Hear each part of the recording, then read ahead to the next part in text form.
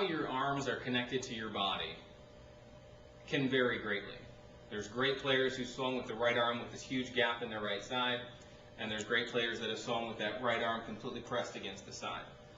The key that you need to understand is that all those components are playable, but they need to be matched with the appropriate additional components to make it where you hit the ball straight. So, quick tip for people that have the flying right elbow, whatever that is, whatever we want to define it. If that's just right arm getting up high, right arm getting a little deep, whatever it is, that if the right arm, in order for you to be able to turn through the shot effectively, your upper body and your core essentially will not turn through the ball until that right arm reconnects to the side.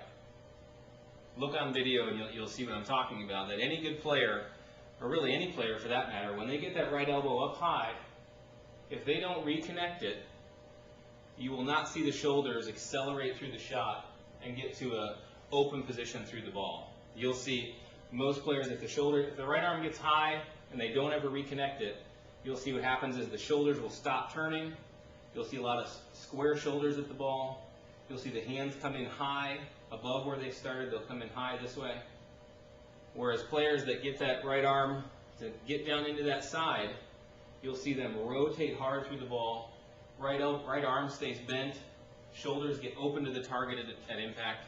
So for those of you that have that condition, that have the flying right arm, the most compatible component to that is a shift off the ball where the left shoulder gets past the center point of your swing. So if you're somebody that just feels comfortable with the arms extended up high, the number one thing I would work on is getting the shoulder as deep behind the ball as possible.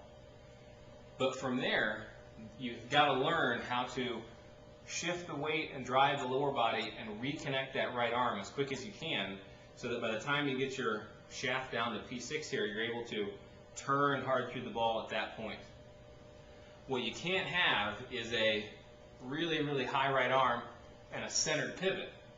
Because what happens in that condition is that if you're centered and the right arm is high, you're going to make this drive towards the target and towards the ball, and the right arm is never going to have time to connect, and so you're just going to straighten the right arm as fast as possible and really roll the face. Handle's really going to raise, all those kinds of things. So if I'm centered and high, the right arm simply will not have enough time to come down because you're right on top of the ball. Now if I'm shifted off the ball and I shift back, now the right arm is down and tucked and I can now accelerate through the shot.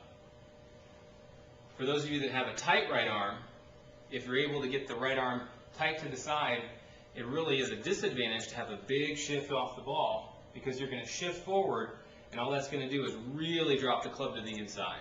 So if you have a big shift off the ball and the right arm is down, when you shift back, all of a sudden you're way underplaying and you're going to hit a lot of blocks and hooks. So if you're comfortable with that right arm pressed tight, work on getting that nice and centered shoulder turn, right arm tight, and then from there you can really rotate the shoulders aggressively, open them up at impact, and turn them through into the shot.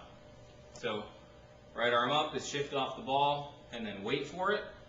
Right arm tight, centered turn, more turn through the shot. Hope that helps.